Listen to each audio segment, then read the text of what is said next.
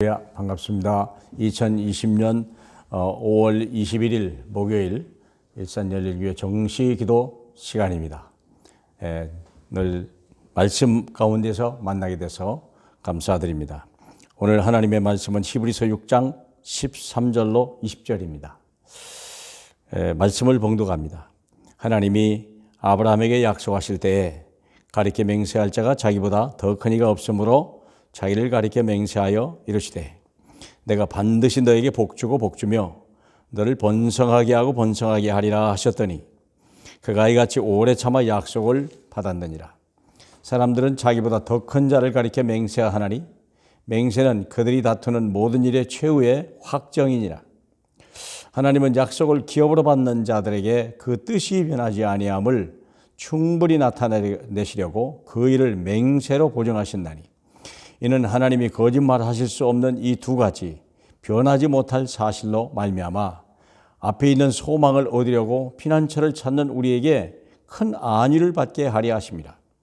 우리가 이 소망을 가지고 있는 것은 영혼의 닷 같아서 튼튼하고 견고하여 휘장 안에 들어가나니 그리로 앞서가신 예수께서 멜기세덱의 반차를 따라 영원히 대제사장이 되어 우리를 위하여 들어가셨느니라.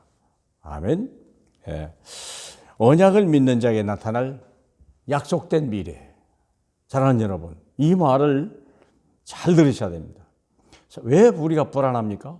일을 하면서도, 일이 잘 되면서도 불안한 이유는 미래가 불확실하니까 그래요.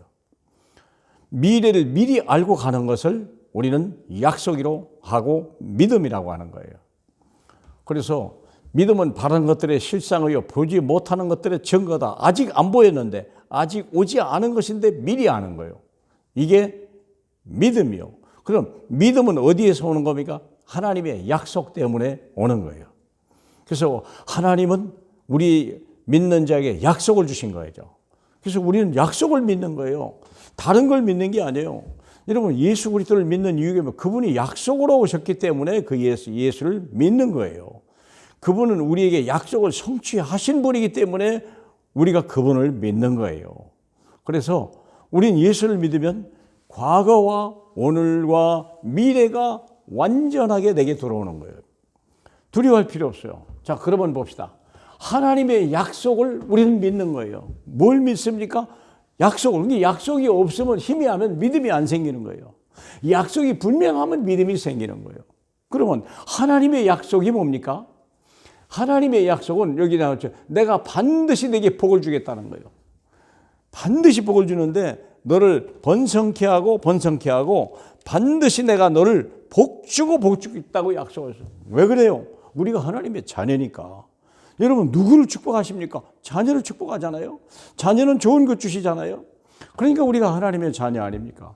하나님의 자녀니까 반드시 복 주시겠다는 거예요. 번성케 하고 복에 복을 주시겠다는 거예요.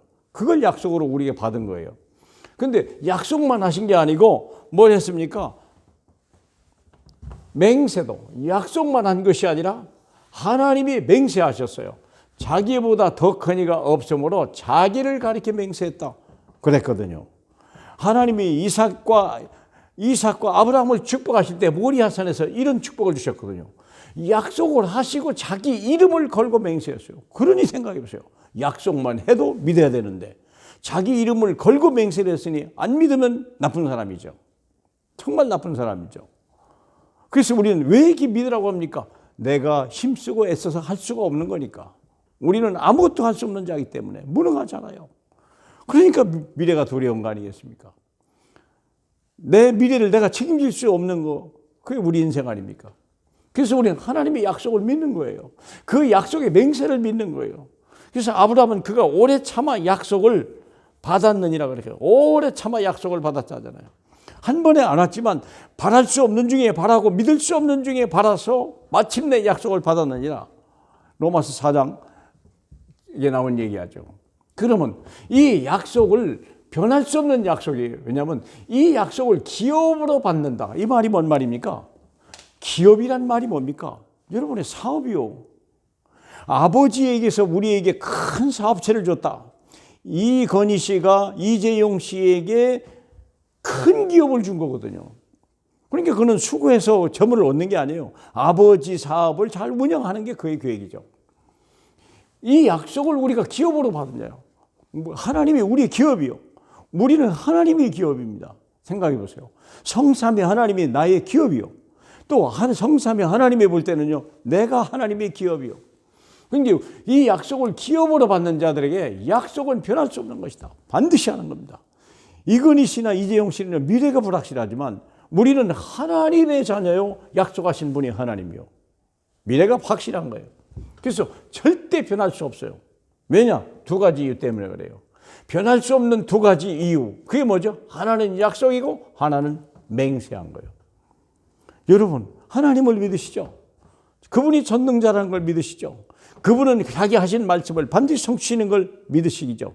그게 믿음의 사람이에요. 그러니까 약속은 반드시 성취되는 거예요. 그러면 이 성취가 그냥 하나님의 성취가 성경에 있는 얘기 아니라 오늘 나에게 미래가, 이게 미래가 되는, 나의 미래가 되는 거예요. 나의 미래입니다, 사랑하는 여러분. 지금 나의 미래예요. 그래서 이 소망을 찾는 자에게, 여기 이 약속을 나의 소망으로 잡는 사람에게, 그래서 큰 안위를 받게 하고 피난처가 되는 거예요. 세상이 얼마나 두렵고 별 환란이 다 있잖아요. 왜 사기꾼도 많고 도둑놈도 많고 강한 자가 와서 그냥 뺏어가려고 하고, 안 그러겠습니까? 그러나 이 약속은 하나님이 지키신 거기 때문에 도둑 맞을 필요도 없고 흉내낼 수도 없고 비교할 수도 없어요. 큰 아니에요. 약속을 가진 자는 평안한 거예요. 약속을 가진 자는요, 절대 위험하지 않는 거예요. 두려워하지 말라는 거 아닙니까? 그래서 왜 그렇습니까? 영혼의 탓과 같은. 풍랑이는 바다에 배를 띄워도요, 닻이 있으면 괜찮아요. 바람이 좀 흔들릴 수는 있겠죠. 그러나 닻이 튼튼하고 견고하니까 닻을 내리고 사공이 걱정하지 않는 거예요.